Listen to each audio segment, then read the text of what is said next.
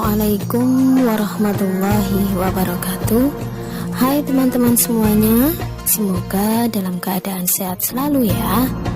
Nah, pada kesempatan kali ini Ustazah ingin mengajak teman-teman semuanya beserta keluarga untuk menyaksikan kisah Nabi Ibrahim beserta putranya Ismail, hanya di channel PPA Kabar PKIT Anak Soleh. Selamat menyaksikan.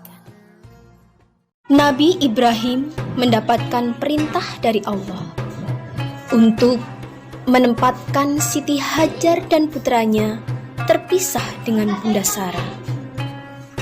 Pada suatu hari, Nabi Ibrahim menyuruh Bunda Hajar untuk berkemas-kemas. Mereka akan melakukan perjalanan yang jauh. Ismail yang masih bayi tentunya dibawa pula. Mereka melintasi rute yang sangat panjang. Akhirnya, sampailah mereka pada suatu tempat yang sangat panas dan gersang. Tidak ada satupun pepohonan tempat berteduh. Di sana hanya ada hamparan gurun pasir dan bukit yang terjal. Nabi Ibrahim berhenti dan menurunkan istri dan anaknya. Tanpa berkata apa-apa, beliau beranjak dan meninggalkan istri dan anaknya. Bunda Hajar melihat keanehan, beliau langsung berteriak, "Ibrahim, hendak kemana? Mengapa engkau meninggalkan kami di sini?" "Ibrahim, apakah ini perintah Allah?" "Iya, ini perintah Allah."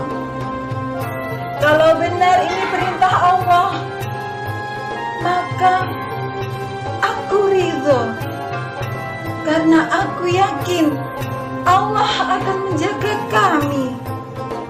Bunda Hajar ikhlas dan ridho kepada keputusan Allah. Walaupun sebenarnya beliau tidak tega meninggalkan keluarganya di tempat terpencil dan gersang itu.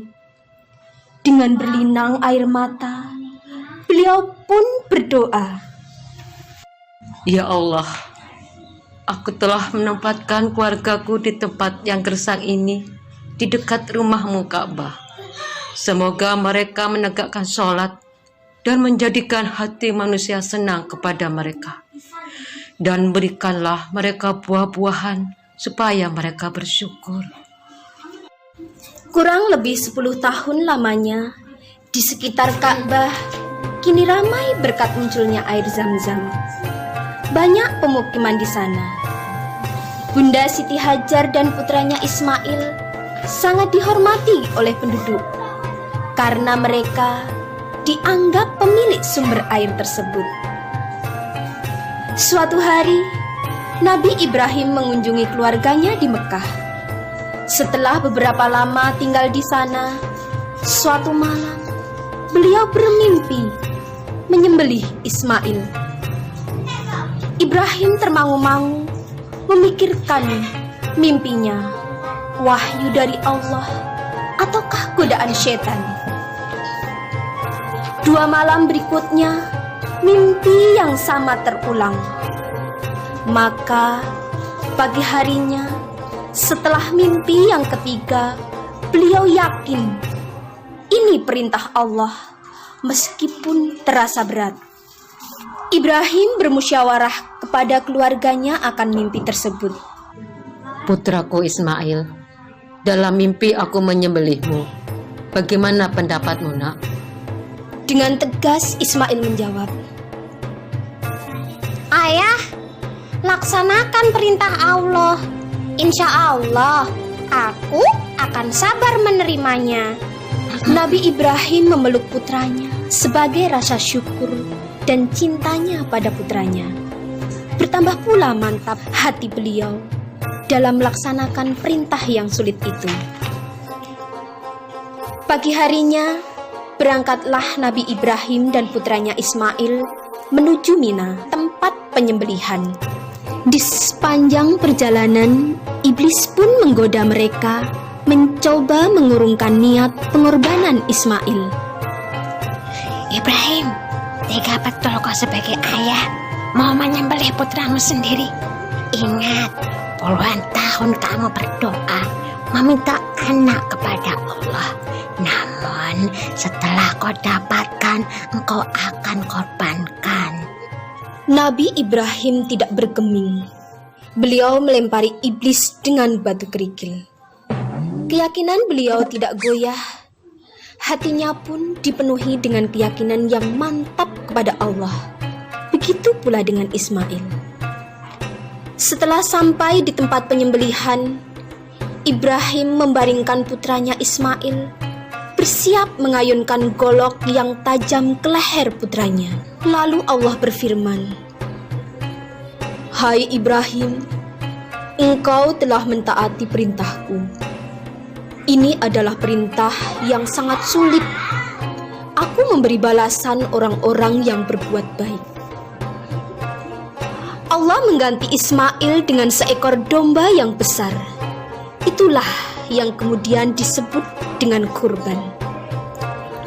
Ismail pun tidak jadi disembelih. Peristiwa ketika Bunda Siti Hajar ditinggalkan sendirian bersama putranya Ismail ketika masih bayi, dan pengorbanan Ismail diabadikan sebagai satu rangkaian ibadah haji. Peristiwa penting lain antara Ibrahim dan Ismail adalah ketika Allah memerintahkan mereka untuk meninggikan bangunan Ka'bah. Pondasi Ka'bah sudah ada sebelum masa Nabi Ibrahim. Beliau dan Ismail hanya meninggikan temboknya. Ka'bah itu menjadi pusat ibadah sholat dan haji. Setelah tembok itu tinggi, Nabi Ibrahim kesulitan membuatnya lebih tinggi lagi di atas jangkauan tangannya. Maka Ibrahim menggunakan batu sebagai pijakan kakinya. Tumpuan pada batu pijakan itu membekas tapak kaki Ibrahim dan dinamakan Makom Ibrahim yang bisa disaksikan sampai saat ini. Keteladanan yang diajarkan Nabi Ibrahim adalah jiwa pengorbanan dalam ketaatan kepada Allah Subhanahu wa Ta'ala dan menjadi seorang yang hanif dalam mengikuti kebenaran. Demikian tadi kisah singkat dari Nabi Ibrahim dan putranya Ismail. Semoga keteladanan yang beliau ajarkan kepada kita semuanya dapat kita ambil kebaikannya dan dapat kita terapkan di dalam kehidupan kita sehari-hari. Terima kasih, sampai jumpa dalam kisah berikutnya. Assalamualaikum warahmatullahi wabarakatuh.